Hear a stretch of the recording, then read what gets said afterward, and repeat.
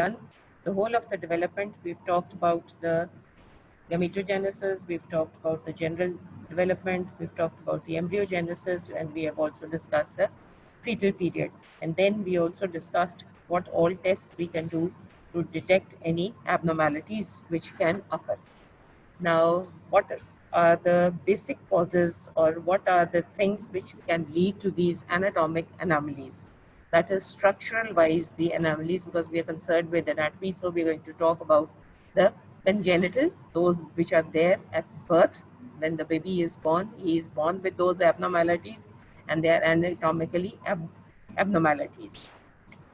We can also use these words, they are synonymous with this: congenital anatomic anomaly. Human birth defects means the same. Congenital malformations means the same. Mal is the term we use when want to say that something which is not normally formed. The malformation means abnormally formed. Congenital anomaly is also the same. So all these words are interrelated, they mean the same. Then is the term teratology is used for this. The teratology is the branch of science that studies what all do we do in teratology. The baby had angiology, osteology, arthrology. All these are basic sciences in which we study the related portions of the related subject. So teratology is the branch with which is related with this abnormal enamel formations.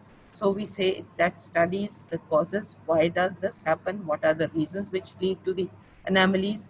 The mechanism, how all this abnormality occurs, what process it passes through, and what are the patterns of the abnormal development, what ultimately are the end products, what we lead. So what is the cause, how it happens, and what all we lead to. That is called teratology.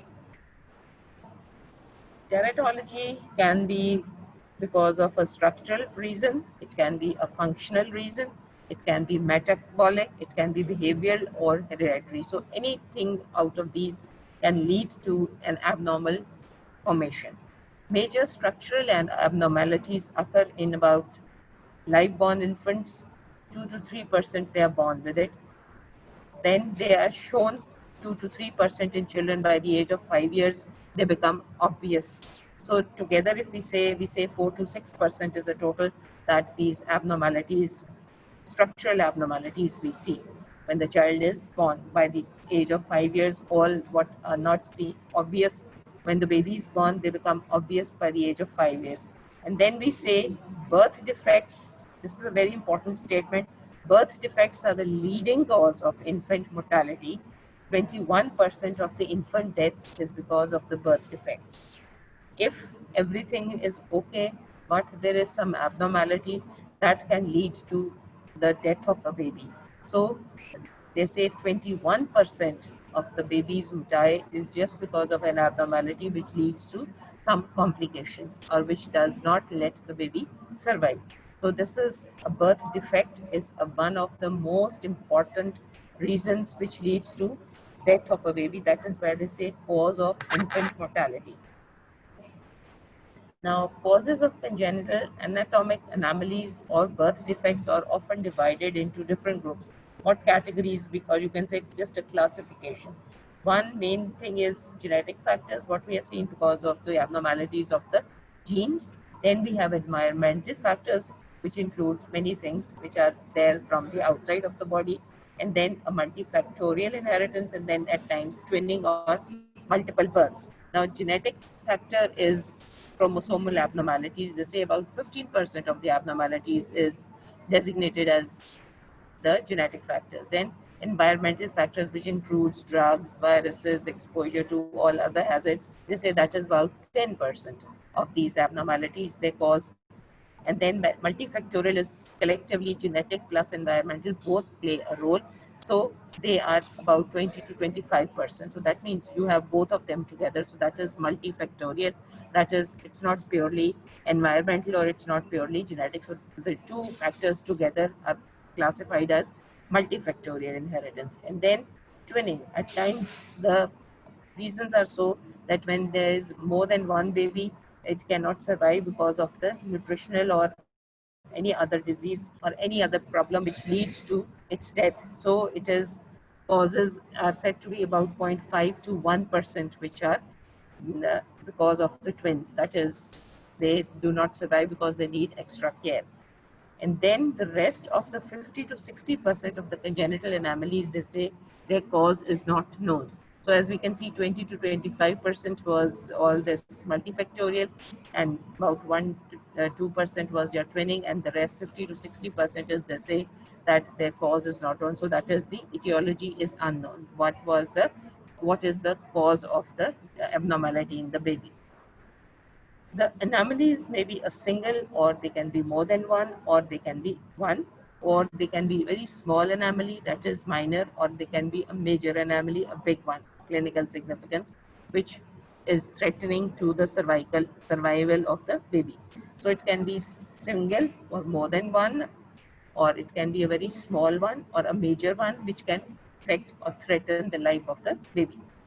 Major developmental defects are much more common in early embryos, they say in the initial phase of development, about 10 to 50%. In this, the major defects, they do not let the baby survive, and what you result is abort spontaneously first 6 weeks. When there is a fetal abortion, there is an abortion of the baby, you would say everything was okay and the baby aborted. The first and the commonest reason is congenital anomalies. It is a nature's way of expelling the malformation out of the body, which will not survive. So that is what they say, that major development is going to abort in first 6 weeks. It's not going to, the pregnancy is not going to continue. Chromosomal abnormalities are very common in these spontaneously aborted embryos. They say 50 to 60% are because of these chromosomal abnormalities, which in the initial phases they abort. Then, if you see this picture here, then you have these, I'll show you. Minor anomalies occur in approximately 15% of the newborn. So major ones are those which abort, which cannot survive. They are the majority ones. Minor ones, about 15%, they can survive. But they lead you to a pathway or an indication. They give you an indication that maybe underlying this minor abnormality, there might be a major one. So we have to look for it. So that is what it means. Minor anomalies serve as clues for diagnosing more serious underlying defects. That is something which is obvious. That is a minor deformity. We say that it's good, the baby is going to survive, but still, that means you have to investigate that there are chances that you have a major abnormality underlying it. So it is a signal or an alarm for diagnosing more serious underlying defects or looking for more serious underlying defects. So these are the basic things that can occur, or a general outline for teratology. So if we categorize what are the different types, this picture very clearly depicts. We said 50 to 60% in the yellow is the etiology, the cause is not known. Purplish is multifactorial, that is both genetic plus your environmental. Then the genetic or your chromosomal is the same. The blue 6 to 7%. Mutant genes, that is genetic, is 7 to 8%, and 7 to 10 is your environmental genes agents. So this is all a very good diagrammatic representation of how much percentage of each cause lies. So we can see that unknown is the major one, that is 50 to 60%, and multifactorial is when both the all the causes, they are suspected together. The next thing is that malformations, when do they occur, and what is the time period which we said is critical? That was, malformations occur during organogenesis. I told you that that is the critical time period. That is up till the first eighth week, or when you are under embryogenesis phase. Third to eighth weeks of the gestation. That is the time period which is critical, because all the differentiation is going on. And so when a mass is changing on to a fine structure, it's unstable, and that is why abnormalities or any teratogen or any thing can affect it very quickly. So that is the crucial time or the critical time period for any anomaly to develop. What can happen when a malformation occurs? It can result in three things. One is, it is the complete absence of a structure. That means because of some anomaly, the structure does not develop, or it can develop partially, or it does not resemble the normal shape, but it is abnormally placed, or the structure is abnormal. So these three things can happen. The structure might not develop at all. It may develop partially, or there is abnormal or alteration in the normal configuration or the normal structure. So these three things can happen. And again, the cause can be environmental, genetic, or multifactorial. So this time period is critical, and these three things can happen when the teratogen acts on the developing embryo. What two things can occur? One is disruption, morphological alteration of already formed structures, and may be caused by destructive process. It can completely destroy it and alter the structure which was formed, so it can be a partial absence or a complete absence. Then it can be a deformation. That means is the thing that was formed is distorted in its shape, result from mechanical forces that mold a part of the fetus over a prolonged time period. That is some pressure. The way they say that in the amniotic cavity, if the amniotic fluid is less, because the baby cannot freely float into it, it is pressurized. Certain fibrotic bands they form, and then they constrict the position of the baby, and that is why that leads to the anomaly, the normal structure of the baby. So that is what they say as mechanical forces.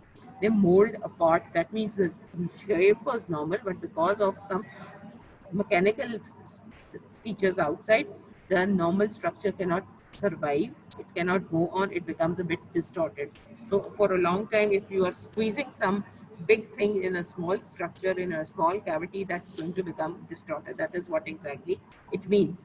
That if the big structure does not get its normal place, it is going to be distorted, and that is deformation, and it's going to become deformed. Though it is normally formed, but its shape will become deformed because it has less space to occupy. So one example is a club feet, for example, caused by compression in the amniotic cavity. The feet they stay normal, but when it is all the time under pressure, the baby cannot keep the feet straight. They are going to be slightly curved, and that is what we call as the club feet. And they are caused by these compressions in the amniotic cavity if the fluid is less. Then mostly these are involving of the musculoskeletal system. These can be surgically reversed postnatally if there is no too much distortion is not there or deformation is not there. They can be surgically, because it's the structure is normal, but it's just has been abnormally placed, and that because giving it an abnormal shape, so by surgery we can recorrect it. Then there are other two terms, syndrome and association. A syndrome is something, a group of abnormalities together that a specific common cause that is known. That is, they are group of anomalies, they are going to occur because of a common cause. All these things, supposing some drug, they are going to lead to a group of anomalies. That is the effect. And we know that these anomalies are going to be the result of this common cause. That is a syndrome. That is, they're going to be collectively, all these things are going to be given the name of a syndrome. The this if that we and we know that the cause is this, so if this cause reoccurs, these abnormalities will reoccur again. So we know the whole picture. Association is the non-random appearance. That is, either they appear or they do not. They are not going to occur non-randomly. They appear two or more anomalies they appear, and not randomly but non in the random, they can appear anytime, that occur together most frequently. But these two abnormalities, they appear together. Often they are going to appear together by then by chance having one abnormality there and one abnormality there, but we do not know the cause, but this still they are going to, two or three abnormalities are going to collectively appear. So that is association. That means these two, if some supposing a finger is distorted, the wrist is broken, or the bone is not developed, these two things always occur together. That is, but why? What thing leads to these two things together? They have an association with each other, and that is the cause is not known. So that is what is association. But the cause has not been able to be determined. In the syndrome, cause is known, and we have their effects. They are collectively two or three abnormalities are going to occur together. So we know that this drug, if supposing is given, it's going to end up into this group of abnormalities. That is a syndrome, and we then label it as a syndrome.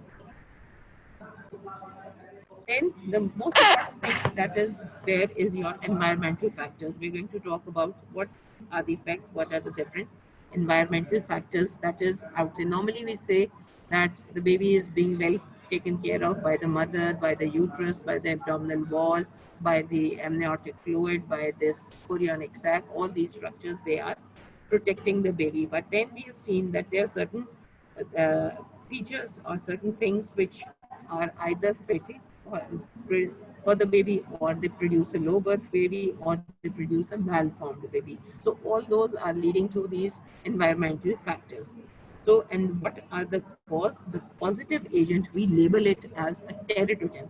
This branch is teratology, and the causative agent, that is the main culprit, that is called a teratogen.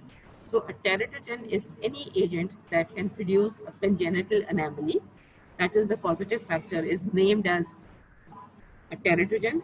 It can cause a anomaly, it can increase the abnormality, or it can increase or decrease the incidence of that anomaly. That this can occur number of times, 10 times, 15 times, or it can be repeated again and again. So all this is done by the teratogen. So agents that are identified as teratogens, factors that cause the birth defects, these are what we label as the teratogens, that is the causative agent.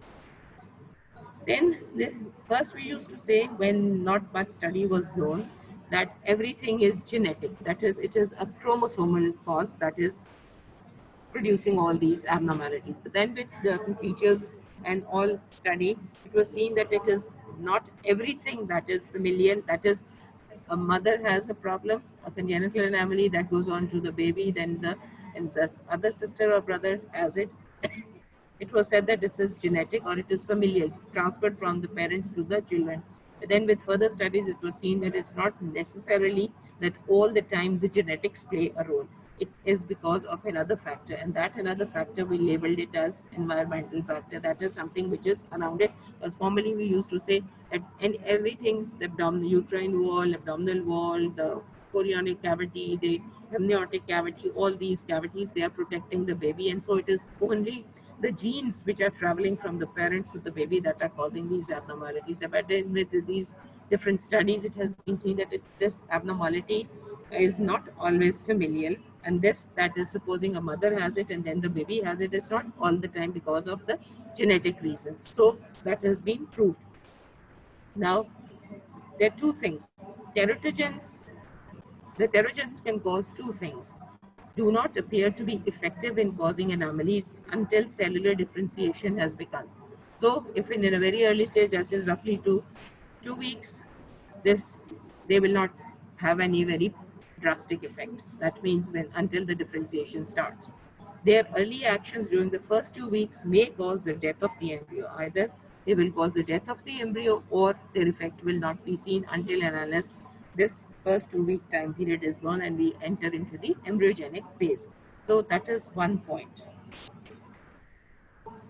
Then this is the picture which shows you the different time periods which are giving you the critical time periods which are showing.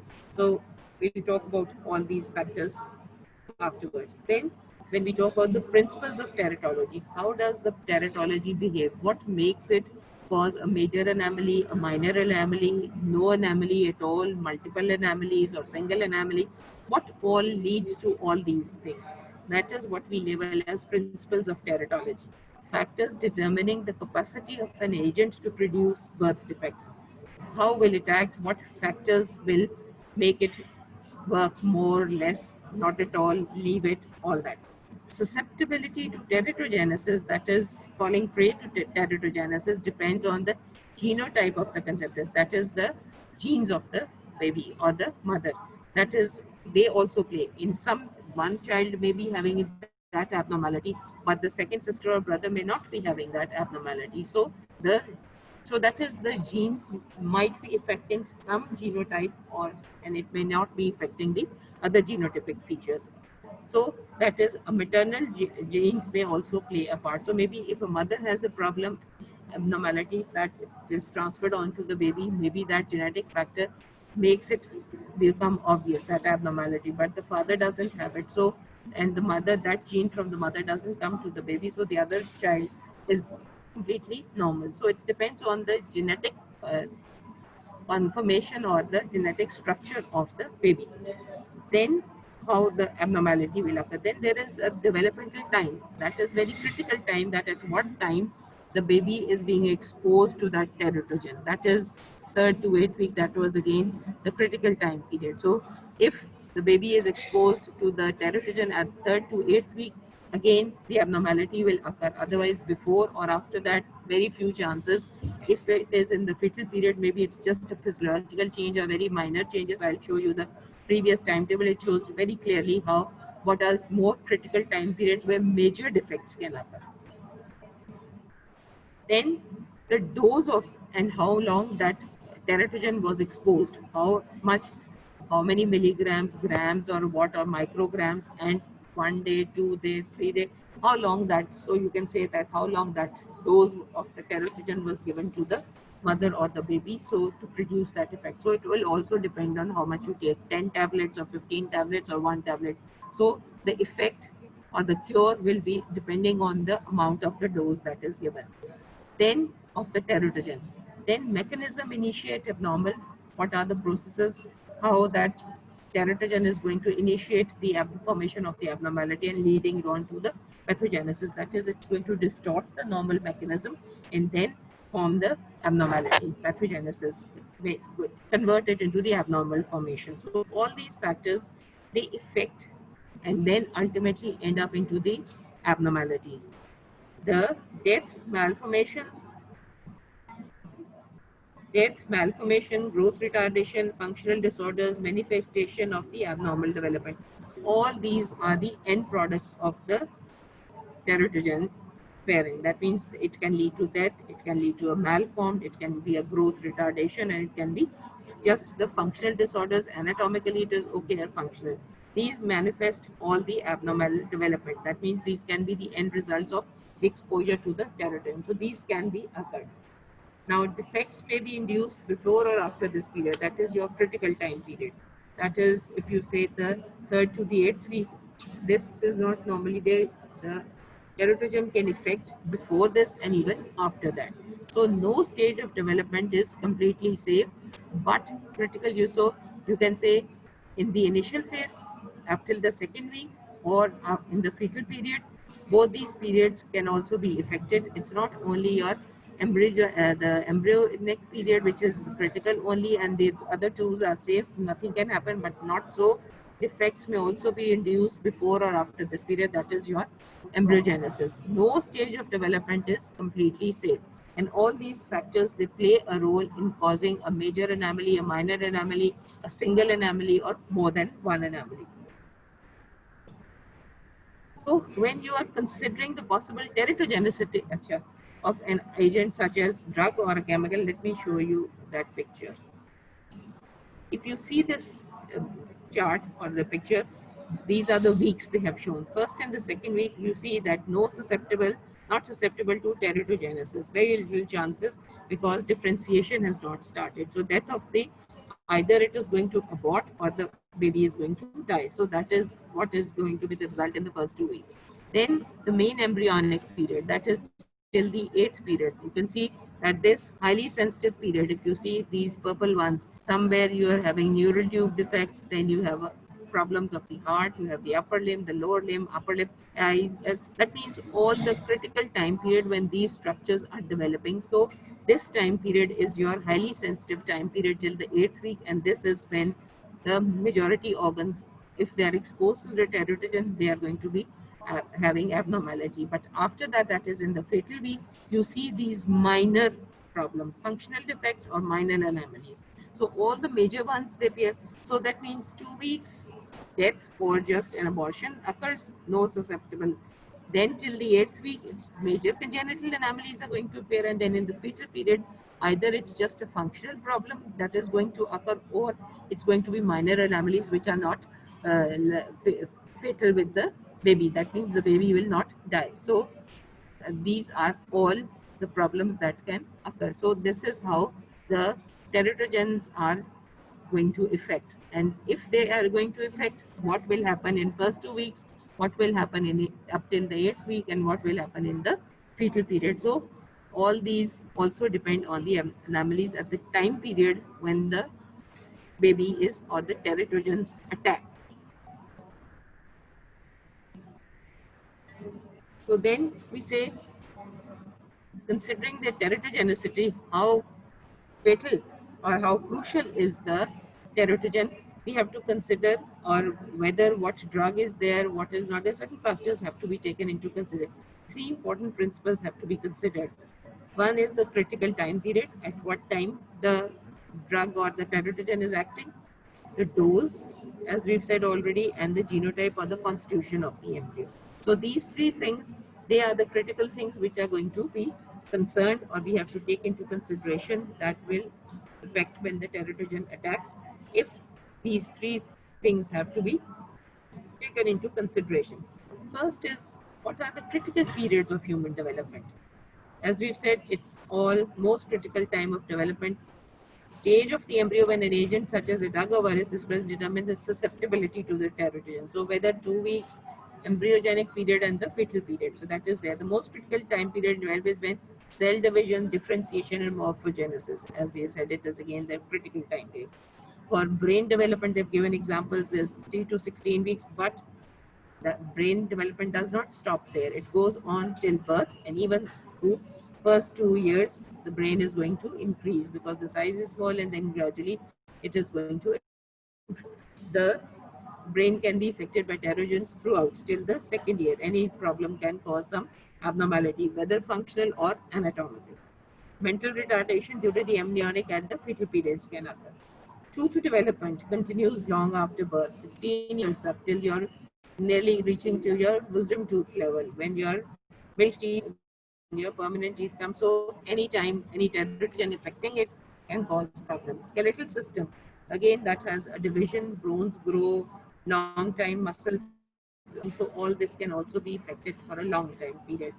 Environmental influences, first 2 weeks after fertilization, we've said extra embryonic structures, that is your amnion, chorion, all these, they do not allow any, are just there. There is no differentiation, so no anomalies. Either it is going to be a spontaneous abortion or the death of the baby that is going to occur if it is this time period.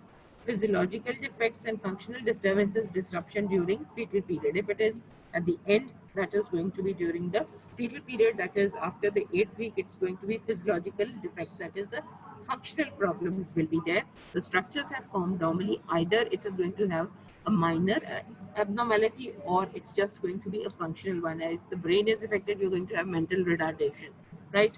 So that is what functional defects mean.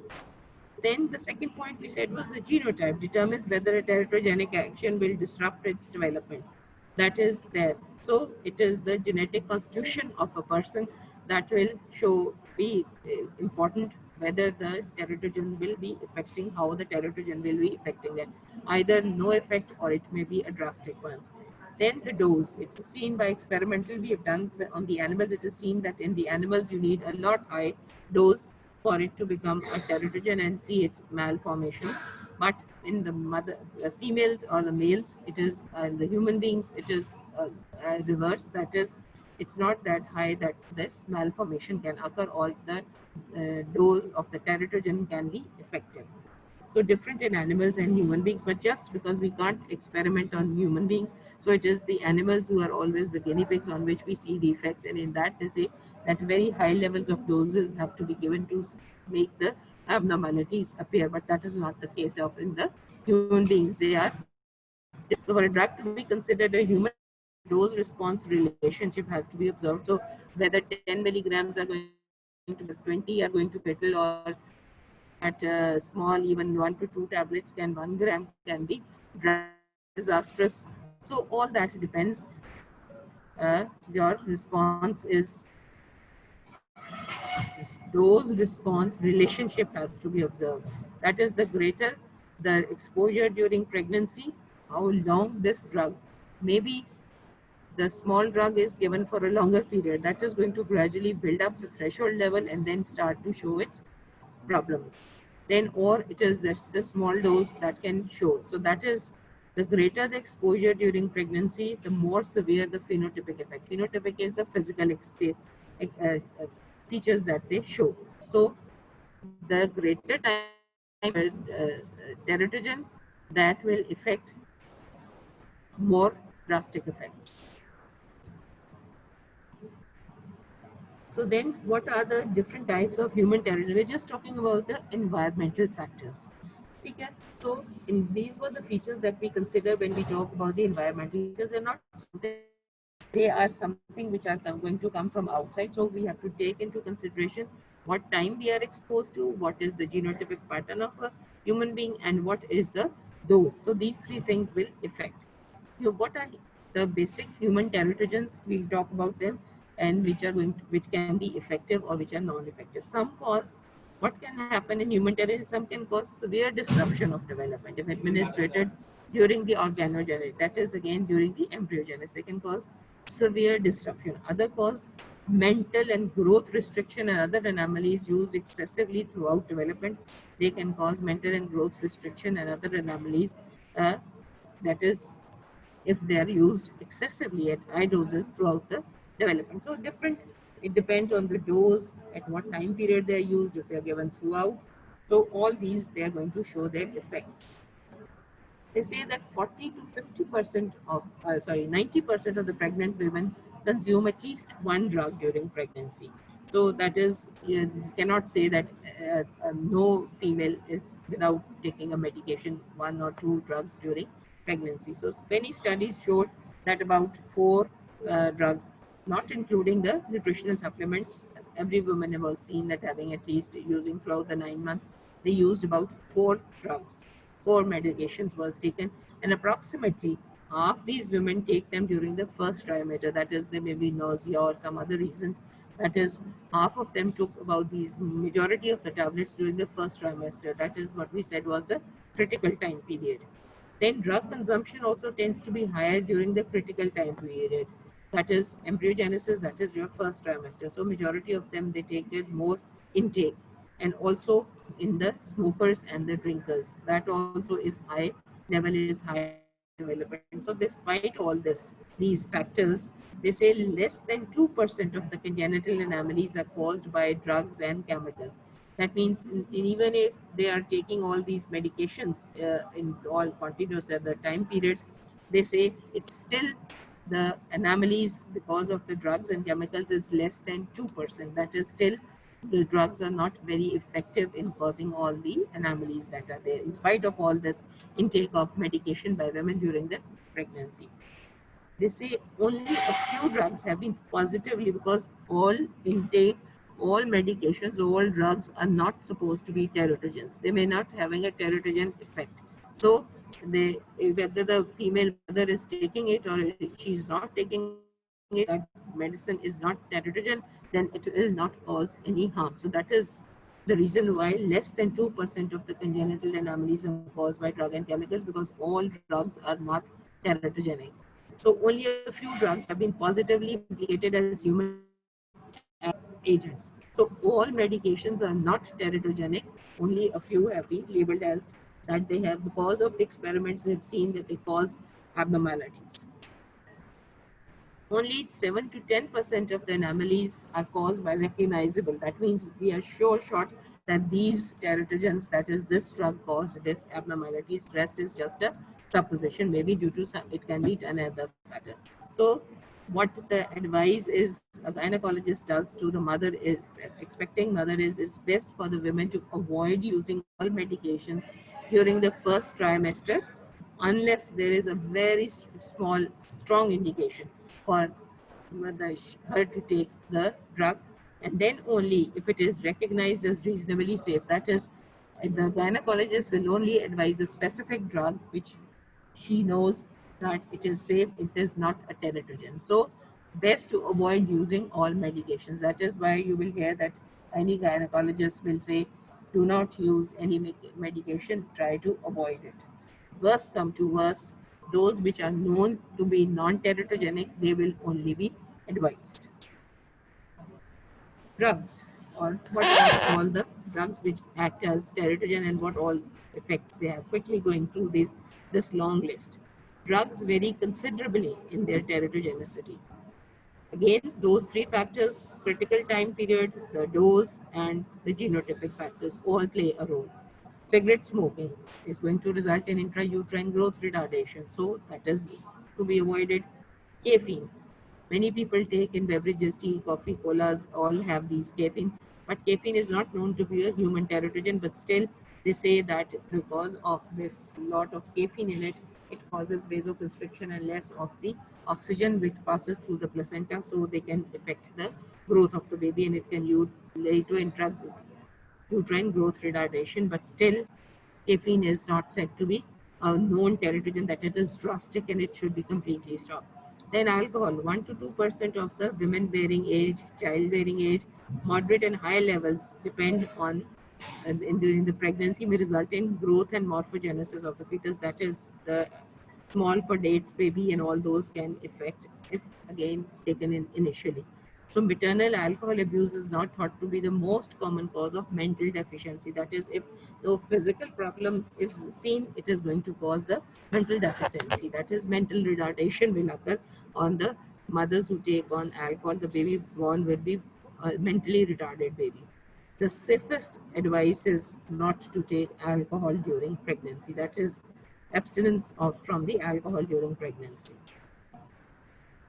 Then is these androgens and progesterones and these contraceptives.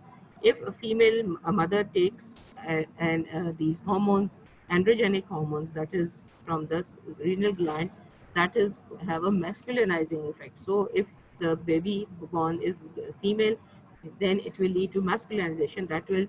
It will have effect like the development would be stimulating as male features would be formed. And if again testosterone drug is taken, then masculinizing features are going to occur in the female fetuses. So these drugs are going to pass through the important thing is that all these drugs, they pass through the placenta and they affect the baby. So if hormones which are like male hormones resembling those, they can have effect on the mother carrying the female fetus, that they would produce masculinization. That is, the external genitalia can be malformed, something like a female baby having a male external genitalia. Then again, oral contraceptives, which are taken during the early stages of mother is taking oral contraceptive. She doesn't know. She conceives the baby. Suspected of they are also suspected of being teratogenic. So they have to be taken very carefully. If the mother is starting a family, they have to be careful in taking all these. Or still starting a family or not, the mother has to be very careful in taking all these hormonal preparations because they might have a teratogenic effect. Diethyl stilbestrol, again an oral contraceptive, is also a human teratogen, so they should not be used in pregnancy. Then about the antibiotics, tetracycline is a known one that causes mottling of the teeth, that is staining of the teeth. That is a known effect because it crosses the placental membrane. Streptomycin affects the ear and causes deafness. These are very drastically known side effects of these two antibiotics. Anticoagulants, that is, they do not let the blood clot. So warfarin is definitely a teratogen, so hemorrhage can occur in the baby if the mother is on warfarin. So all these factors are there, something which have known effects, and so they have to be prevented. Then anticonvulsants, if the drug are used contraindicated, if the mother is epileptic, these drugs have to be avoided. These valproic acid, phenytoin, all these have shown mother taking all these shows having neural tube defects, pre and postnatal growth retardation, developmental delay. So all these factors, they come into play or they have seen. So these should be avoided. So again, the end result is all sorts of medication drugs have to be avoided during pregnancy because they can lead to an abnormal baby. Worse come worse, if it is a known, very strong known effect that this drug is not a teratogen, then only they can take it. Then this is the alcohol. Prolonged use of alcohol has led on to this abnormality, if you see. Then anti-cancer drugs, possible teratogens, inadequate. It's not exactly known whether they are really teratogenic or not, but still they have to be avoided in the first trimester at least if possible. Anti-nauseating drugs, that is for vomiting, thalidomide, a known drug for having an effect which caused abnormalities in the limbs. That was known that those mothers who were having high vomiting, they were given this drug and the thalidomide. And then the result was that either the limbs were abnormal, they were small in size, hand were absent. All that led to amelia, phocomelia, and all these. That was so thalidomide is a known drug, a notorious drug that has to be avoided. Steroids should not be taken during the first week. Again, they are having bad effects. Vitamin A is also supposed to be a known teratogen. If it affects salicylate, aspirins, potentially harmful for the baby because it also thins out the blood and bleeding can occur. Then if you see this, this is because of the thalidomide drug that I have mentioned, that abnormal formation of the limbs. That is phocomelia, amelia. Amelia is absence of limb and phocomelia is small in size and disformed. That results when if that is why so now thalidomide is a banned drug. Then about insulin and hypoglycemic drugs. Insulin is not a teratogen in human embryos, but dependent diabetes who have this, they should have a controlled their levels of this glucose before they start conception. That is, they should have, if it is not a controlled diabetes, then insulin would be a high dosage intake, then it will be drastic. So if it is only non-teratogenic, only if the mother before trying to start a family has drastically controlled their sugar levels so that they do not have to take a lot of insulin to control their levels. Only this is going to become drastic when there is a shock condition and the mother has to take a lot of insulin. So women with insulin dependent diabetes mellitus may significantly decrease the risk of having infants with birth defects would control on before conception. So if the low sugar is controlled, she will not have to take a lot of insulin. So that would be a safe thing. Approximately 4% of the pregnant women have diabetes. Poorly controlled diabetes in the mother, particularly during embryogenesis, shows an increased rate of abnormalities. Either a miscarriage will occur because of high glucose level or high birth defects. They say 2 to 3 folds higher incidence of birth defects occurs. Then thyroid drugs, maternal iron deficiency can also pass through the placenta to the baby, and the baby can cretinism, that is hypothyroidism, can result with the baby because of this. It will suppress the iodine levels. Then tranquilizers, sedatives is again thalidomide was also used as a tranquilizer, that is a potent teratogen, so they are not advised. Psychotropic drugs, sedatives, not advised. All these drugs for sleeping and all, they are not advised because they may have side effects, they may not have side effects, they are variable reports.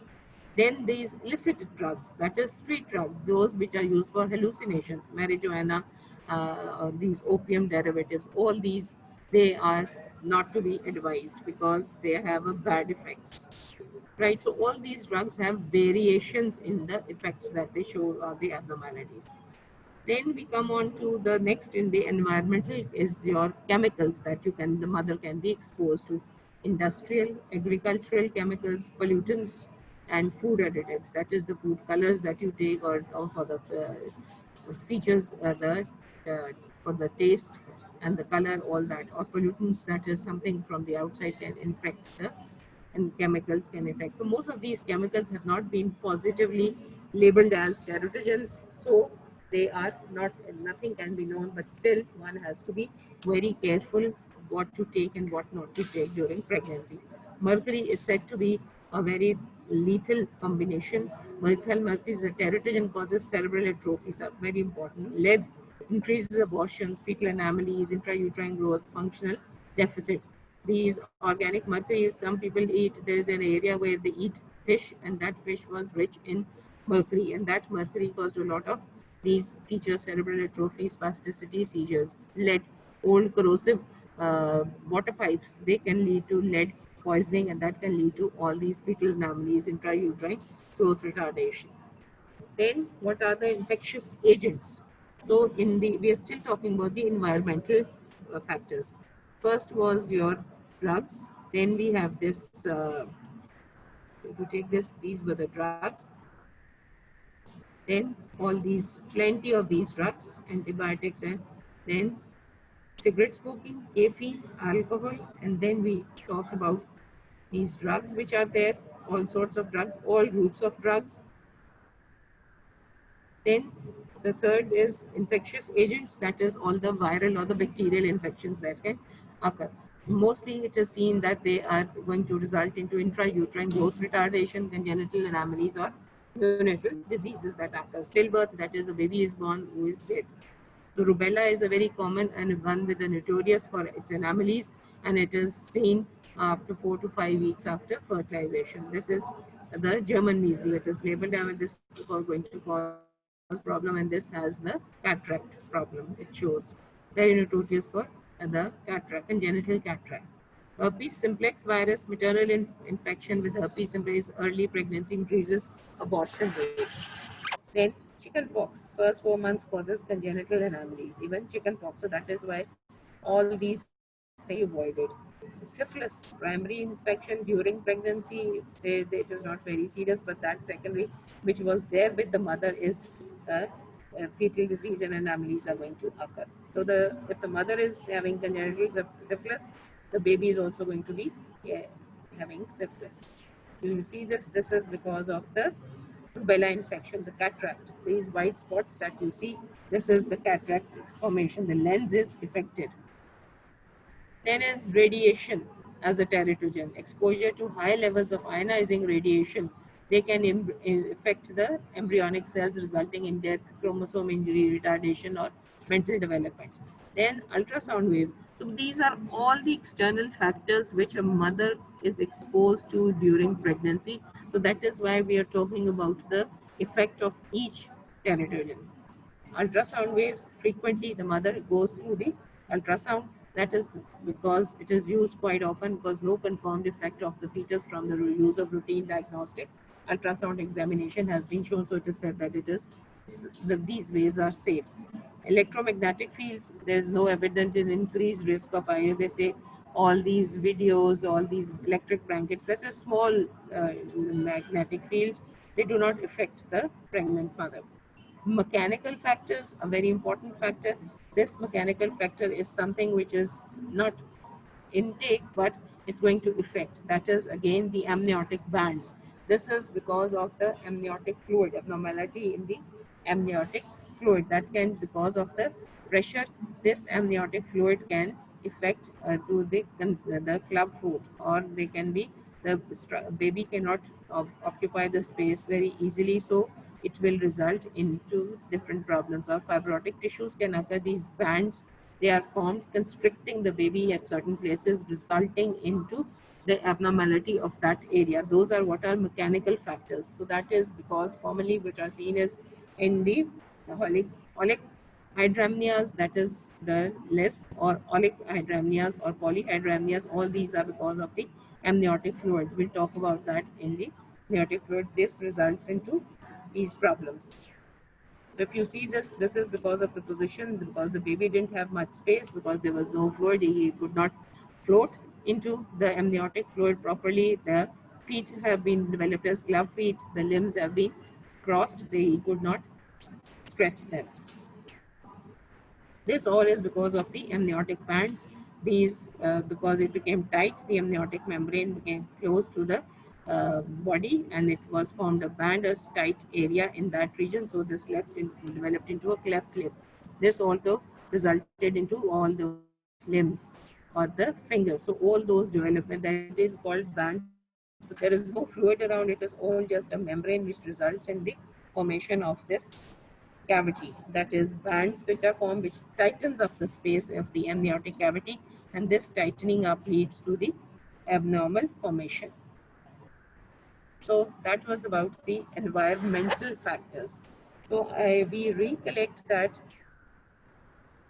these were the various environmental factors which led to, which can be teratogenic, which cannot be teratogenic, maybe more, maybe less, maybe they are affected in some and they are not affected in the others. So I showed you all these drugs. So they can, in under the drugs, we can have cigarette smoking, caffeine, alcohol, we can have radiations, we can have the viruses. All these are the different types of causes. Then the drug we use, why is it used in pregnancy? It is because some whether the mothers, it is all the time take it, or how do you collect that the features are hazardous of certain drugs or certain things are teratogenic or not. That is, it is different exposure, different response in different mothers. In spite of all the mothers taking the drugs, it's not necessary they are teratogenic, because they say that only very few mothers show you congenital anomalies in spite of taking all the medications they take. This is not including the nutritional supplements because that is said to be safe, but still that is not advisable because you never know that what side effects that nutritional supplement is going to have. Then we said these three critical factors which are there, that is the time period which is there of the development, then the dose of the drug or the chemical which is there, how much dose is given for what time period that is given, and then the genetic constitution of the embryo, whether it is going to affect or whether it's not going to affect. It's going to affect in some and it is not going to affect in the others. So this is the important three principles that must have to be considered. So when we're talking about a drug, whether it is teratogenic or some cause that is uh, the environmental factors, all this comes under the environmental factors because these things are coming from outside. They are not the genes which are there, or they're not from inside. They are exposing, the baby is being exposed from all these factors from in the external environment. So these three things: how long they are going to affect the baby, what is the concentration that can affect, what time period the baby is being affected, and what is the structure of the baby at that time period. All that will consider. We might take into consideration. Then again, so these are the principles of teratology. If you're asked what are the principles of teratology, we mean this. What is the genotype of the baby, which will be exposed? What is the time period when the baby is being exposed? What is the duration of the exposure? For how long? If it's just one few milligrams once, maybe that is not drastic. But if it is given for a longer period, then that can be harmful. Then the mechanism, or whether it initiates the abnormal formation, that is when the process of formation of an organ is there, and if that teratogen acts in that time period, that is going to be disastrous. Okay, so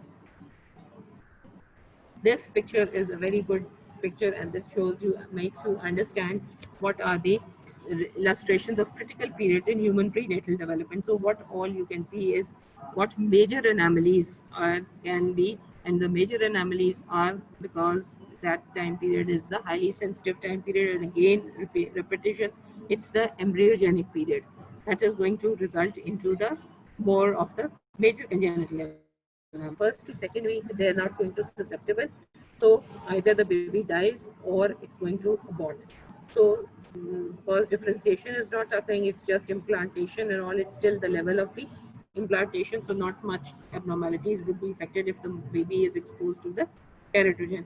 And then if it is in the fetal period, either it's just going to be a functional abnormality or it's going to be a minor one which is not fatal for the life of the baby. So these spots that you see, these are the formation of the feature sites where the action of the teratogen can be there.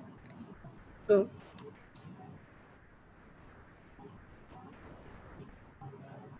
So either the effect will not be there or it will cause complete death of the baby. So what is a teratogen? Any agent that can produce a congenital anomaly or increase the incidence of an anomaly in the population. That is what we label as teratogen, and teratology is the science which is the study of cause study and the development of all the mechanism, cause, and pattern of the abnormal development. All that is teratology. Then, what are the different factors which can be there? It can be before birth because development does not stop immediately after birth. It is roughly some develop until the 5 years. So, till 5 years, we say that the baby is completely formed and all the development of the normal levels have reached. So, you can have the malformation, either functional or the size increase can be affected. So 2 to 3% can be abnormality there. So don't take it for granted that once the baby is born, the chances of the teratogenicity are decreased, but they can be affected. Then the birth effects, what is going to occur? Infant mortality is the most important cause of it, is this teratogenesis. So 21% of the infant deaths, that is because of this teratology. Okay. So that is about the congenital and anatomic anomalies. In this one, we've talked about is your environmental factors. Now, the next one we are left with is your genetic factors, a very important one, which I think we already talked about a few of it, small portion of it, a few parts of it when we talked about gametogenesis. So recollect your topics of gametogenesis, and we're going to do that in the next class, and then that will finish off your congenital anatomic anomalies. Okay, and this is on the birth defects. We have already talked about the tests that have been there, or which can be done to check all these abnormalities which were there. That is prenatal time period, the tests that can be done so as to prevent or be prepared for the abnormal or the normal baby that is there. Okay, Ji. Thank you.